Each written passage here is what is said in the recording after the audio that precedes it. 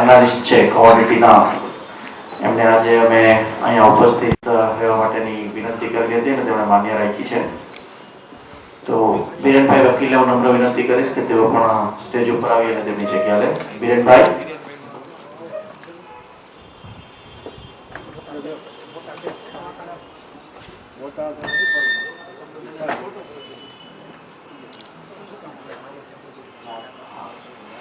બિરેનભાઈ, તમને અરીસામાંથી જોઉં છું, સ્ટેજ ઉપર આવો.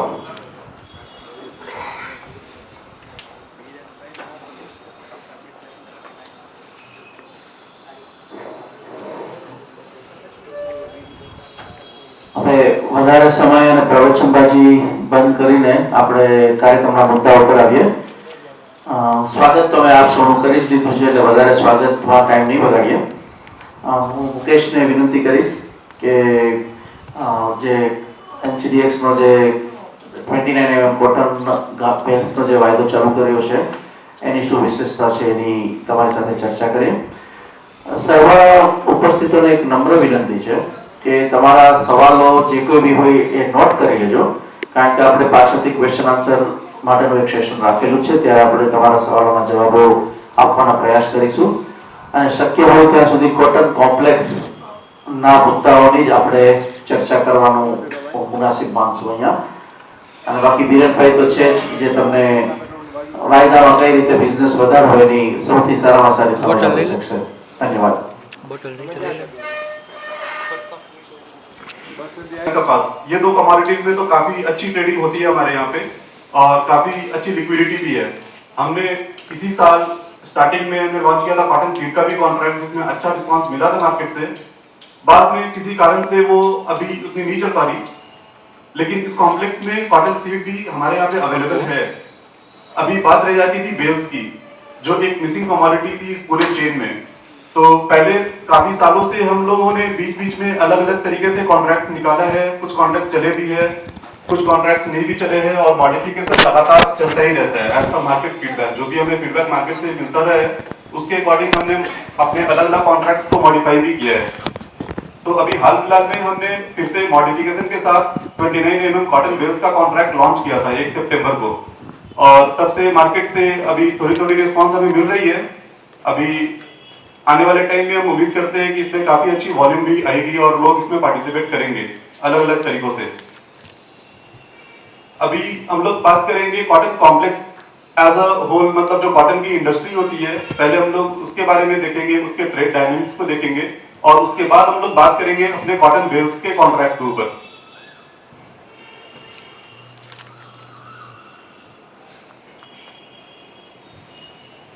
अगर वैल्यू चेन की बात करें तो सबसे पहला जो प्रोडक्ट हमें मिलता है कॉटन पूरे चेन में वो होता है कॉटन बॉल्स, और वो रॉ कॉटन होता है जो जिनिंग इंडस्ट्री को जाता है.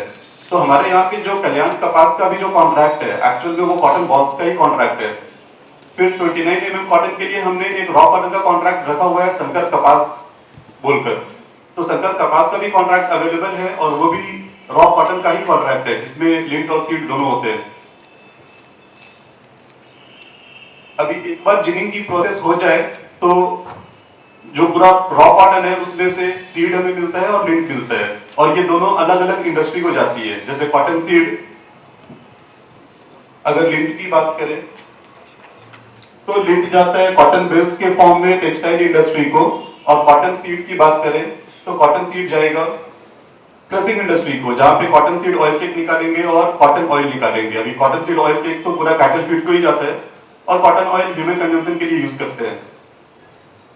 तो सर आप देखेंगे इस पूरे चेन में कॉटन बॉल्स की बात करें तो उसमें भी हमारे पास दो कॉन्ट्रैक्ट अवेलेबल है. कॉटन लिंट तो डायरेक्टली ट्रेड होता नहीं, in the form of bales अभी हमने मॉडिफाई करके लॉन्च किया है.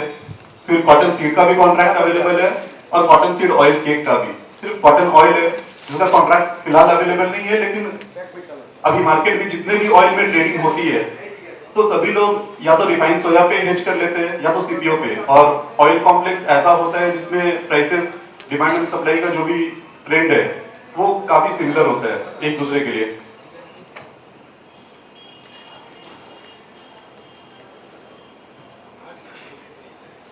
सर ये क्रॉप साइकिल दिखा रखा है इंडिया के साथ साथ बाकी कंट्रीज का भी. ये काफी इंपॉर्टेंट हमारे लिए इसलिए हो जाता है. अभी सपोज इंडिया में अगर क्रॉप का सीजन अक्टूबर से स्टार्ट होना है, तो हम लोग ये भी देखते हैं कि अगर अक्टूबर में जिस जिस रीजन में स्टार्ट होना है तो किसी और रीजन में किसी और समय पे तो नहीं हो रहा है। जैसे इंडिया में अगर पंजाब हरियाणा नॉर्थ की बात करें तो वहां पे क्रॉप 1-2 महीना पहले ही आ जाता है मार्केट में। उसी तरीके से अगर हम लोग बाकी अगर सारे कंट्रीज को देखेंगे तो अलग अलग टाइमिंग है।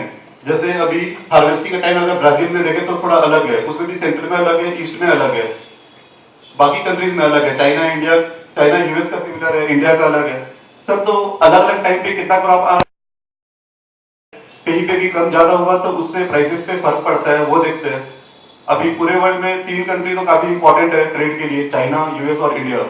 इन तीनों जगहों में जो भी प्रोडक्शन वगैरह का डेटा रहता है, जो भी एक्सपोर्टर्स कंट्री है या फिर इंपोर्टर्स कंट्री है, कहाँ पे कैसा डिमांड और सप्लाई का गैप है, उसके अकॉर्डिंग प्राइसेस चलते हैं मार्केट में।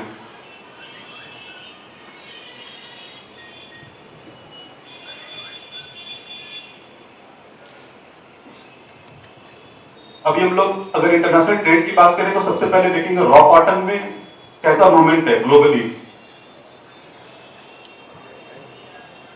अभी जो ये 3 सेंटर्स दिखा रखे हैं वो प्रोडक्शन सेंटर्स है मेजर। सबसे बड़ा तो चाइना हो गया, फिर इंडिया और यूएसए। अभी ये तीनों प्रोड्यूसिंग सेंटर्स हैं, तो ये सारा का सारा क्रॉप कहीं कंज्यूम भी होता है। इसमें सबसे बड़े जो कंज्यूमर है वो चाइना है, और यूएसए और इंडिया ये दोनों कंट्रीज चाइना के लिए सप्लायर हो जाते हैं। तो चाइना में सबसे ज्यादा प्रोडक्शन होने के बाद भी इंपोर्ट भी वो काफी करते हैं, और इंडिया से भी एक्सपोर्ट होता है चाइना को, और यूएसए से भी एक्सपोर्ट होता है चाइना को, और इस तरीके से पूरा ग्लोबल ट्रेड मूव होता है। तो ये है general flow of raw cotton जो सभी जगहों से मिलाकर चाइना को जा रहा है। अगर यार्न की बात करें तो जो मेजर प्रोड्यूसिंग सेंटर्स है वो है चाइना, इंडिया और पाकिस्तान। अभी इन जगहों पर यार्न की प्रोडक्शन हो रही है काफी ज्यादा, लेकिन यार्न का भी मूवमेंट कहाँ है? सबसे ज्यादा अगर इंपोर्ट का देखेंगे तो वो चाइना का ही रहता है 63%, और ये इंडिया और पाकिस्तान जो कंट्रीज है वो एक्सपोर्ट कर रही है वापस से चाइना को।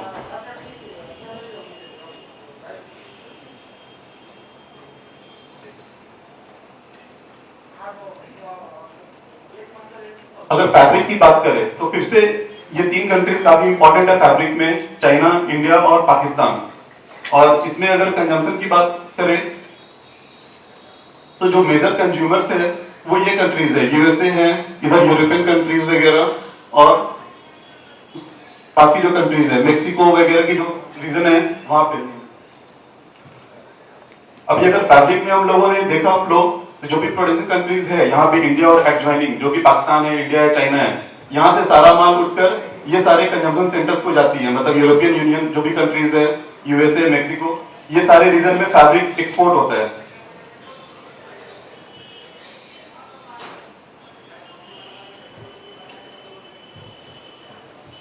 तो सर अगर आपको ध्यान होगा तो हमने देखा था कि कॉटन का जो फ्लो है वो इधर की ओर हो रहा था, लेकिन जो टेक्सटाइल का फ्लो है वो ऑपोजिट है। कॉटन एक तरफ से आ रहा है और सारे वो प्रोसेस होने के बाद जो भी टेक्सटाइल वगैरह बना रहे हैं वो वापस से यूएसए वाले रीजन में जा रहा है, यूएसए, मेक्सिको या फिर यूरोपियन कंट्रीज।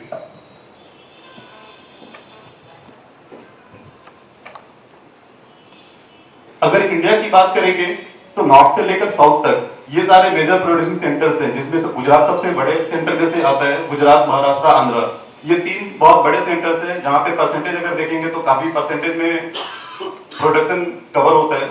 और इन तीनों सेंटर्स के अलावा पंजाब, हरियाणा भी काफी बड़े कंट्रीब्यूटर में आते हैं। लेकिन अगर हम लोग स्पिनिंग इंडस्ट्री की बात करें, कॉटन बेस्ड तो सारा स्पिनिंग इंडस्ट्री को ही जा रहा है। तो एज इफ नाउ मतलब आज के डेट में तो मैक्सिमम जो भी इंडस्ट्री लोकेटेड है वो तमिलनाडु में है। 53% तो अकेला तमिलनाडु में ही है, फिर थोड़ा महाराष्ट्र और आंध्र। तो जो मूवमेंट है वो साउथ की तरफ ही है। जो भी कॉटन का प्रोडक्शन है वो नॉर्थ से साउथ की तरफ का मूवमेंट रहता है, जो भी फ्लो ऑफ गुड्स है।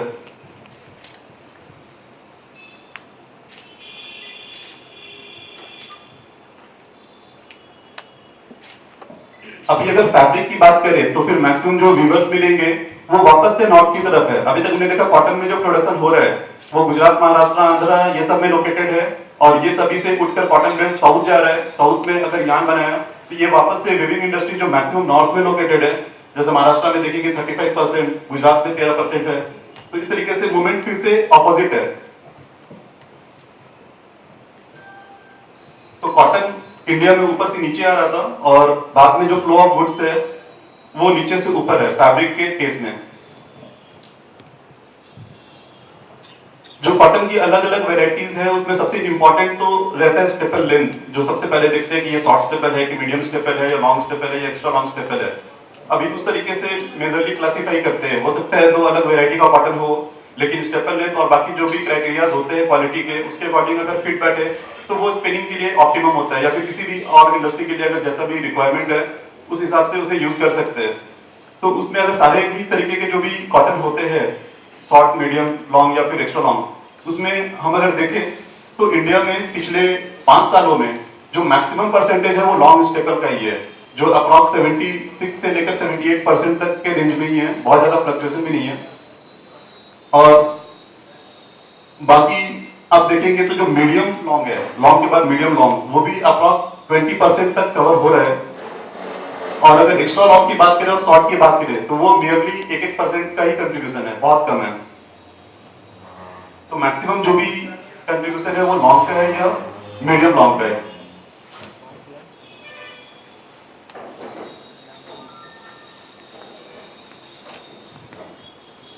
अभी रीजन वाइज देखें तो जो हमारा रीजन है गुजरात का, यहाँ पे लॉन्ग स्टेपल से मीडियम लॉन्ग स्टेपल दोनों तरीके की वेराइटीज मिल जाती हैं।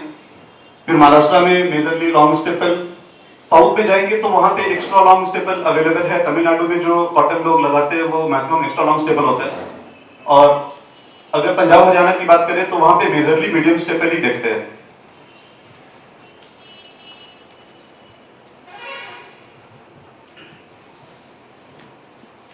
सर ये तो कॉटन ट्रेड के बारे में हम लोग बात कर रहे थे कि किस तरीके से ग्लोबली गुड्स का मूवमेंट है, कॉटन कहां से कहां मूव कर रहा है और किस तरीके से यार्न इंडस्ट्री कहां पे लोकेटेड है और फैब्रिक के केस में मूवमेंट कैसा हो रहा है। डोमेस्टिकली भी हमने देखा कि जो भी कॉटन का क्रॉप है, कॉटन बेल्स है, वो नॉर्थ से साउथ की ओर मूवमेंट है। बाद में जब हम लोग यार्न बनाकर भेजना है, फैब्रिक की जो भी इंडस्ट्री है वीवर्स, वो वापस साउथ से लेकर नॉर्थ में आ रही है। तो ये चीज देखी गई है कि जो लॉजिस्टिक्स का पार्ट है वो काफी इन्वॉल्व है इस इंडस्ट्री में। और मे बी हर एक स्टेज पे खर्च भी इंडस्ट्री में काफी होंगी, लेकिन मूवमेंट तो फिलहाल ऐसा ही है। सर अभी बात करेंगे हम लोग हमारे यहाँ पे जो हमने मॉडिफाइड कॉन्ट्रैक्ट लॉन्च किया है उसके बारे में, जिसके लिए मैं कल्पेश भाई सेठ को बुलाना चाहूंगा। ये एनसीडेक्स पे जो कॉन्ट्रैक्ट अभी अवेलेबल है कॉटन बेल्स का, इसके बारे में बताएंगे और उस पे ट्रेड करने के क्या फायदे हैं उसके बारे में डिस्कस करेंगे।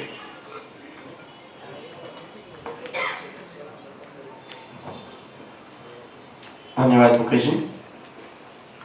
એકચ્યુઅલમાં આ પ્રોડક્ટ તો મુકેશભાઈની જ છે, પણ આ પ્રોડક્ટના માટે એક ગુજરાતીમાં જો આપણે વાત કરીએ તો તમને લોકોને વધારે આસાની રહે એટલા માટે થઈને જ હું આ પ્રેઝન્ટેશન આપું છું। કદાચ મને બી કંઈ ન સમજાય તો હું મુકેશભાઈને પૂછવાનો છું ફ્રેન્કલી।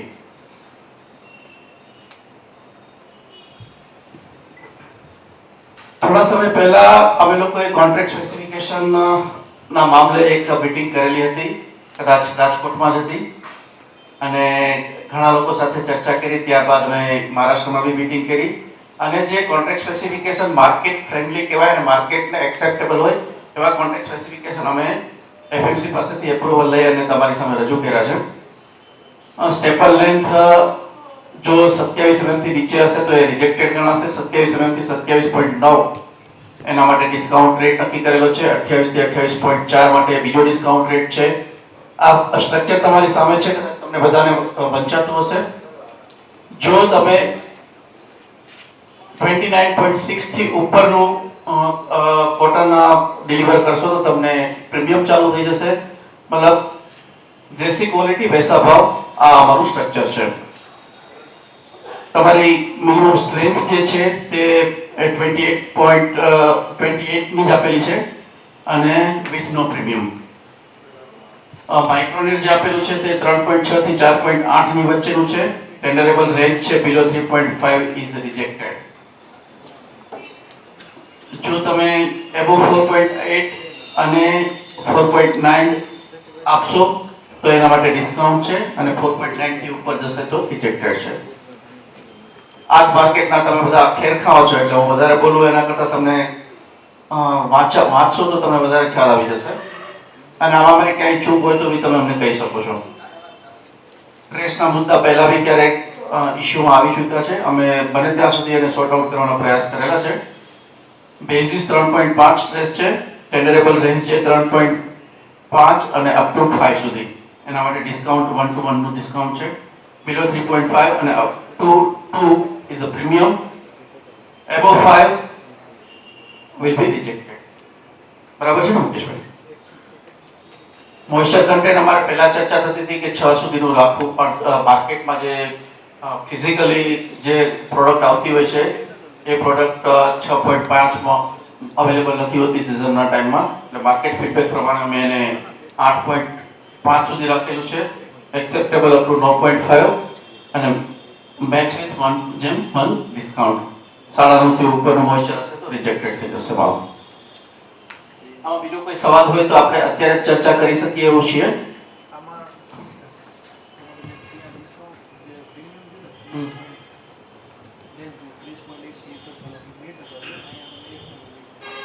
હું તો આપણે જો બ્રોશરમાં કંઈ પણ ગડબડ હશે, એકચ્યુઅલમાં આ છે અમારા અને એ અમે પ્રિન્ટિંગ મિસ્ટેક આવી શકે એકવાર ચેક કરી લઈશું.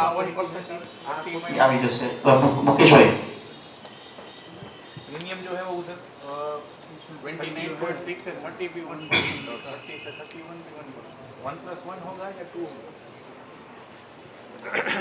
3 सुपर 1 वहाँ पे मिस्टेक है. हाँ वही तो हाँ भाई आपने आपने पीपीटी में, हाँ तो वो करेक्शन मतलब जो वहाँ पर है वो बराबर. हाँ ब्रोशर में जो दिया हुआ है करेक्ट है.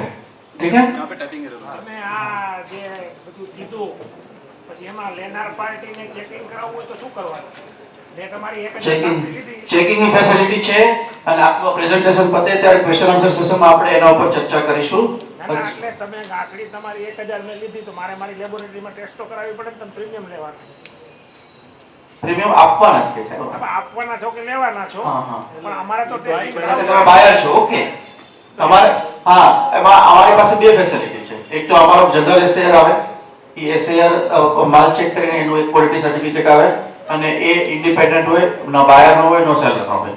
તમને એવું લાગે કે ના મારે મારી રીતે ચેક કરાવવું છે તો તમે તમારા ખર્ચે ચેક કરાવી શકો છો. પછી માની લો કે એમાં ડિફરન્સ આવ્યો તો હા એમાં ડિફરન્સ આવ્યો તો તમે કહો મને આ માની થ્રી ચેકિંગ થાય. सर जो हम लोग गठान लगाएंगे हमारे वेयरहाउसेस में और जब बाद में हमारे यहाँ से माल उठेगा, दोनों में थोड़ा बहुत फर्क है प्रोसेस में. अभी जैसे एक जिनर है, जिन्हें हमारे यहाँ पे माल लगाना है, 100 गठान एक बार में लगा सकते हैं, 100 के मल्टीपल में लगा सकते हैं.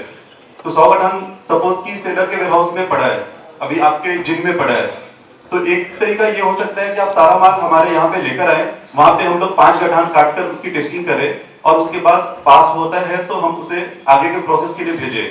इस तरीके में मार्केट से फीडबैक हमें ये मिला था कि अगर हम लोग डायरेक्टली माल लेकर आपके यहाँ पे आते हैं, आपके यहाँ पे टेस्टिंग होती है और फेल हो गया, उस केस में माल उठाकर लेकर जाना, इसमें खर्चे लगते हैं तो वो सही नहीं है. तो हमने एक दूसरा तरीका भी रखा हुआ है जिसमें आपके वेयरहाउस में 5 पूरा नहीं काटेंगे, आपके वेयरहाउस में सिर्फ 2 ही बेल काटेंगे, 2 बेल की टेस्टिंग करेंगे. 2 बेल अगर पास हो गया तो सारा माल उठाकर हमारे यहाँ पे लाएंगे और वहां पे 3 बेल और टेस्ट करेंगे. कारण ये है अगर 2 बेल पास है तो बाकी 3 बेल भी पास होगा ही होगा. जो रॉ मटेरियल यूज कर रहे हैं उसमें तो कोई फर्क रहता नहीं. तो इस तरीके से अगर वहां पे 2 बेल, हमारे यहाँ पे 3 बेल, ये सारे पास हो जाते हैं, उस केस में हमारे यहाँ पे बाकी का प्रोसेस होगा जो भी इलेक्ट्रॉनिक फॉर्म में चेंज कर कॉन्ट्रैक्ट में डालते हैं. और जो 5 बेल की टेस्टिंग हुई है, 5 बेल में जो भी रिपोर्ट आएंगे उसका एवरेज लेकर देखेंगे. तो ये चीज है. और जो असेर रहेंगे, हमारे 4 अलग वेंडर रहेंगे वेयरहाउसिंग के लिए. अभी तक जो इंटरनली बातें चल रही है उसके लिए अभी हमने 4 लोगों को डिसाइड किया है जो प्रोसेस में है आने के लिए. मैं तो क्या बात करता हूँ कि आपका मैंने 2000 गठान लिया, हाँ हाँ. मेरे को टेस्टिंग करवाना है, आपका अच्छा, मतलब नहीं है. तो हाँ सर, ये तो सेलर साइड से था, ये तो तो डिपॉजिटर. आपको नक्की करना पड़ेगा ना कौन सा लेबोरेटरी में टेस्टिंग करा सकते हैं. हाँ सर, तो अभी ये तो बायर के केस में है. जैसे अगर आपको हमारे यहाँ से, ये तो था कि डिपॉजिट करने वाले केस में. हाँ, अभी बायर है. अगर आपको माल हमारे यहाँ से लेना है तो सपोज की फिर से बात हुई 100 गठान की, हमारे यहाँ पे 100 गठान पड़ा है और आपको वो लेना है. आप सपोज हमारे वेयरहाउस में आकर अगर देखकर समझ सकते हैं कि ये क्वालिटी कैसा है तो ठीक है, और नहीं तो अगर आपको लगा कि टेस्टिंग करवा कर ही देखना है तो आप बिल्कुल उसके लिए एक रिमांड सैंपलिंग का प्रोसेस होता है. एक सिंपल सोफा भरेंगे तो हम लोग उसमें से वापस से बेल निकाल कर टेस्टिंग करवाएंगे आपके लिए 5 जो भी रहता है। और उसके लिए हम लोगों ने इंडिपेंडेंट असेयर रखने का प्लान किया है। जैसे वो पहले के जो भी असेयर है उनसे ही करवाए, जरूरी नहीं। ये थर्ड पार्टी अलग असेयर होंगे जो जिनको कोई मतलब नहीं होगा उनसे, वेयर हाउसिंग से या फिर पहले से कोई लेना देना नहीं है, वो बिल्कुल अलग होंगे। उसे भी तो आपको लेबोरेटरी तो नका करना पड़ेगा ना। हाँ सर, तो लेबोरेटरी में अभी जो हम कॉटन वॉश लेते हैं तो जीएमई कंडीशन लेते हैं, हाँ तो आपको नक्की कर लेना पड़ेगा ना कि आप तो बाहर से, तो आपको कौन सी लेबोरेटरी में टेस्ट सर, कराएंगे। लेबोरेटरी में अभी तक ये एक तो श्री शुभम जो हमारे वेयर हाउसिंग कंपनी कलपत्रू के, एक तो उनका खुद का भी है, फिर वेकफील्ड भी ऑप्शन में है, उसके बाद फिर एसजीएस ऑप्शन में है। तो हम लोग कभी भी लेबोरेटरी के लिए जाएंगे तो उसी के साथ जाएंगे जो काफी रिनॉन्ड है और मार्केट को जिनके ऊपर फेथ है। अगर हमें सपोज किसी भी लेबोरेटरी के लिए कंप्लेन आता है कि नहीं ये हमको नया सैंपल काट सकते हैं। हाँ मतलब किसमें से आपका जो सैंपल 5 कटा हुआ है गोडाउन में, हाँ हमने लिया तुम्हारा कॉटन 2022, हाँ। तो हम नया सैंपल काट के हाँ। लेबोरेटरी में दे सकते हैं। बिल्कुल, मतलब वो आपके सामने होगा। अगर आप माल लेने आए हैं तो आप बोलेंगे जिस बेल में से, उस बेल में से काट कर टेस्टिंग करेंगे। हाँ क्या बता रहे हैं? हाँ। जो 5 बेस आपने कटे हैं, हाँ। उसमें से ले सकते हैं या फ्रेश? नहीं, हाँ बहुत समझा, हाँ फ्रेश फ्रेश, हाँ। Okay, okay. सर को लगा कि नहीं ये 5 तो काटा हुआ है नहीं, ये, आपने हाँ। वो बोला ये क्यों है कि बाद में हाँ। व्यापार हो सकता है ना। हाँ सर, बिल्कुल। आप नहीं बोलेंगे कि वो 5 में ही लेना पड़ेगा तो व्यापार कैसे होगा। नहीं कोई वो नहीं है, आप बिल्कुल कर सकते हैं, आपको जिसमें से भी लगे। डिपॉजिट के टाइम पे तो भी डिपॉजिटर रहते हैं और लेने टाइम पे भी आप रहेंगे, तो आपके अकॉर्डिंग ही होगा। બાકીના પ્રશ્નોના જવાબ આપણે આગળ આવતા રહેશે કારણ કે સવાલો તો નીકળતા જ રહેવાના છે. જનરલ કોન્ટ્રાક્ટ સ્પેસિફિકેશનનું મોડેલ આપણે અહીં રજૂ કરેલું છે. વેરહાઉસીસ એક્સ વેરહાઉસીસ રાજકોટ છે, એક્સક્લુઝિવ ઓર ટેક્સીસ. જે ઘાસડીનો બેલ્સનું જે ટ્રેડિંગ યુનિટ છે એ 25 છે, ડિલિવરી યુનિટ 100 ઘાસડી 100 રહેશે, 100 થી ઓછી 100 से कम नहीं होगा, बराबर है मुकेश भाई? डिलीवरी 100 से कम बेल का नहीं होगा। हाँ, टिक साइज 10 रुपया છે. સ્ટેપલ લેન્થ આપણે અગાઉ ચર્ચા કરી લીધી છે, માઇક્રોનેટ ચર્ચા કરેલી છે, સ્ટ્રેન્થ આપણે નક્કી કરેલી ડિસ્કસ કરી ગયા છીએ. ડિલિવરી સેન્ટર રાજકોટ થી રેડિયસ એટલે ત્રિજ્યા, રાજકોટ શહેર છે એનાથી આજુબાજુના 100 કિલોમીટર સુધીના એરિયામાંથી તમે ડિલિવરી લઈ શકો છો અને આપ વધારાનું ડિલિવરી સેન્ટર અમે લોકોએ આ વાયદાને અને આ કોન્ટ્રાક્ટને વધારે ડિલિવરી બેઝ અને વધારે વિસ્તૃત કરવા માટે કડી, મહારાષ્ટ્રમાં યવતમાલ, અકોલા, ઔરંગાબાદ આ વસ્તુ નક્કી કરેલા છે અને ત્યાં બી એ જ રૂલ્સ લગાવેલો છે.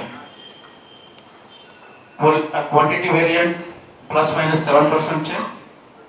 જીનિંગ પેટર્ન પહેલા અમારે ખાલી રોલર હતું, હવે 100 જીનિંગ be allowed છે with 1% discount. Delivery logic compulsory delivery contract. मतलब एक बार તમે ઇન્ટેન્શન આપી દો છો ડિલિવરી માટેનો તો એ ફરજિયાત બની જાય છે.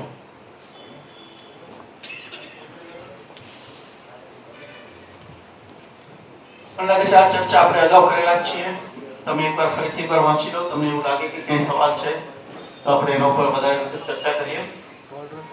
Stepper length basis છે 29 mm ±0.50. Micronet 3.6 to 4.8. Rest 3.5.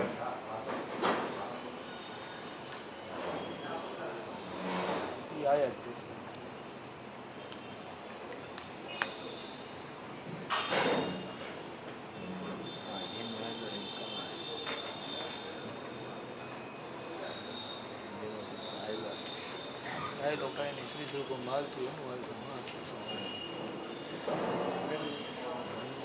29 mm cotton bells નો વાયદો NCTX ના પ્લેટફોર્મ ઉપર છે. એના બેનિફિટ અમે તો કહીએ જ કારણ કે અમારે તો આ બિઝનેસ કરવાનો છે. તમે પોતે એક્સેસ કરો કે બેનિફિટ શું છે. માર્કેટમાં 6 એક્સચેન્જ છે. અત્યારે કેટલા એક્ટિવ છે મારે ચર્ચા નથી કરવી, અને જે એક્ટિવ છે એમની સિચ્યુએશન શું છે એની બી મારે ચર્ચા નથી કરવી. એટલે આપણે ખાલી બેનિફિટની જ વાત કરીશું કે ટ્રસ્ટવર્ધી પ્લેટફોર્મ છે NCTX નું. ડિલિવરી પ્રોસેસ અમારી બહુ જ સારી છે, નીવડેલી છે. છેલ્લા 10 વર્ષમાં એગ્રી કોમોડિટીઝમાં બહુ સારું કામ અમે કરેલું છે અને અમારી પાસે એનો એક્સપિરિયન્સ બી છે. એક વાત હું તમને કહી દઉં કે એગ્રી કોમોડિટીઝના કારોબાર જ્યારે બી થશે અને જ્યારે બી ડિલિવરી આવશે ત્યારે ક્વોલિટીના ઇશ્યુ આવવાના જ છે. આજ નહીં, 50 વર્ષ પછી બી આવશે, 50 વર્ષ પહેલા બી આવતા હતા, પણ we are efficient to solve that. કારણ કે જ્યારે પર્સનલ ઇન્ટરેસ્ટ, મેલાફાઇડ ઇન્ટરેસ્ટ નહીં હોય ત્યારે તમારા પ્રોબ્લેમ સોલ્વ થવાના છે. અને આટલા 10 વર્ષના એક્સપિરિયન્સમાં અમે લોકોએ ઘણા પ્રોબ્લેમ સોલ્વ કર્યા છે અને માર્કેટ પાસેથી ઘણું શીખાવી છીએ. એટલા માટે જ અમે લોકો વધારે ટ્રસ્ટવર્ધી છીએ અને માર્કેટમાં એક રેપ્યુટેશન છે. દર મહિને એક્સચેન્જના પ્લેટફોર્મ ઉપર જ વિવિધ એગ્રો કોમોડિટીઝના લગભગ 1 લાખ ટનના વાયદાની ડિલિવરી થાય છે. એટલે 1 લાખ ટનની ડિલિવરી થાય છે. એક્સચેન્જ પાસે લગભગ 10 લાખ ટનથી વધારેની કેપેસિટી વાળા વેરહાઉસની સિસ્ટમ છે. એટલે એમાં કોટન બેલ્સ ક્યાંય બી જરૂર પડે તો લગાવી શકાય, એમાં કઈ મોટી વાત નથી. અને જ્યારે આપણે ફરીથી એકવાર બીજા એક્સચેન્જોની વાત કરીએ તો એમની પાસે શું સિસ્ટમ રહેશે આગળના ભવિષ્યમાં તે ખબર નથી. ઇન્ફ્રાસ્ટ્રક્ચર છે અને ક્વોલિટી એપ્રુવડ વેરહાઉસીસ છે, જે વર્લ્ડ ક્લાસ વેરહાઉસીસ જે ગણાતા હોય છે. એના જે નોર્મ્સ અમે લોકો બનાવ્યા છે એ નોર્મ્સ પ્રમાણે એમને જે કોઈ વેરહાઉસ પ્રોવાઈડર હોય છે અમારા એને રજીસ્ટર કરવું પડે છે.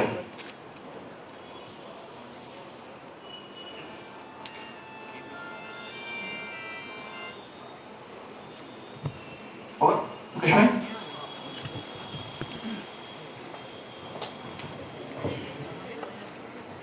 सर, इसमें बेल्स के कॉन्ट्रैक्ट में हमारे यहाँ पे और भी फायदे हो सकते हैं, जैसे कि अगर हम लोग पूरे इंडिया में अलग अलग सेंटर पे अगर वेयरहाउसिंग की भी बात करें तो ऑलरेडी अभी अगर गुजरात में भी देखें, राजकोट और कड़ी 2 सेंटर्स हमने जो दे रखे हैं, तो राजकोट के लिए ये एक दूसरा कमोडिटी है जो हमने सेंटर प्रपोज किया हुआ है.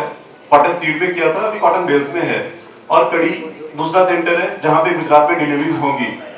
तो ऑलरेडी हमारे पास काफी अच्छा इंफ्रास्ट्रक्चर अवेलेबल है.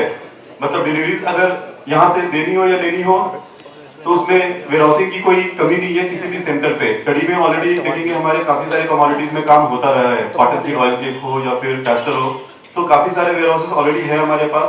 राजकोट में भी हमने एक वेयरहाउस लेकर रखा है कॉटन बेल्स के लिए. अभी तो सीजन स्टार्ट होने में भी मुश्किल से 1-1.5 महीने टाइम है. तो और जो मार्केट से फीडबैक है कि काफी अच्छी क्रॉप रहेगी ये साल. इस तरीके से हम लोग ऐसा उम्मीद भी कर रहे हैं कि अगर क्रॉप काफी अच्छी रहेगी तो उसमें से एक पार्ट तो हमारे यहाँ भी आना चाहिए. तो यहाँ पे तो काफी लोग होंगे जो डायरेक्टली कॉटन से जुड़े हैं. तो एक तो हमारे तरफ से ये रिक्वेस्ट है कि जब भी सीजन आए, आपको जब भी मौका मिले यहाँ पे काम करने के लिए, यहाँ पे डिलीवरीज लगाने के लिए या फिर माल लेने के लिए, तो उसमें आप कभी भी संकोच करने की जरूरत है ही नहीं. जो एफिशिएंसी हम लोगों ने इतने सालों में बनाई है डिलीवरीज में, वो किसी से भी कंपैरेबल नहीं है. काफी एफिशिएंटली काम कर पाते हैं हम लोग डिलीवरीज में. और कॉटन बेल्स जो कि इतनी कॉम्प्लिकेटेड कमोडिटी बोली जाती है in terms of quality and all, तो उसमें भी हम लोगों ने जिस तरीके से पूरा प्रोसेस डिजाइन किया है, तो हमें नहीं लगता कि कोई ज्यादा प्रॉब्लम होनी है. तो चाहे आप डिपॉजिटर के तरीके से हमारे साथ काम करें या फिर बायर के तरीके से काम करें, तो आपको पूरे प्रोसेस में कहीं पे भी कोई ऐसा इशू दिखेगा नहीं. सर, बेल्स के रिलेटेड या फिर कॉटन कॉम्प्लेक्स के रिलेटेड अगर कुछ भी मन में सवाल हो तो आप पूछ सकते हैं.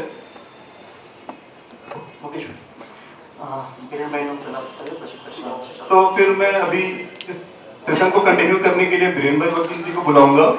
वो अपनी तरफ से कुछ बताएंगे कमोडिटी मार्केट और अलग कमोडिटीज के बारे में. મુકેશભાઈ કહેતા હતા કે તમે તમારો મોકો મળે ત્યારે તમે આમાં વેપાર કરી લો. તો વિરેનભાઈ કઈ રીતે મોકો મળે અને ક્યાં મોકો છે ને એની વિશેષ ચર્ચા એ કરશે. કારણ કે એઝ એન એક્સચેન્જ અમારો કોઈ પ્રાઇઝ જો નથી હોતા અને અમારી એક્સપર્ટીઝ બી નથી હોતી. તો અમે એવો વિચાર કર્યો કે એક્સપર્ટોને આના માટે મંચ આપીએ, એટલા માટે અમે વિરેનભાઈને વિનંતી કરેલી અને એ આજે તમારી સામે છે. એટલે ક્યાંથી કેવો મોકો મળશે એ વિરેનભાઈ તમને જણાવો. મોકો કે મોકો મોકો ન મળે બીજું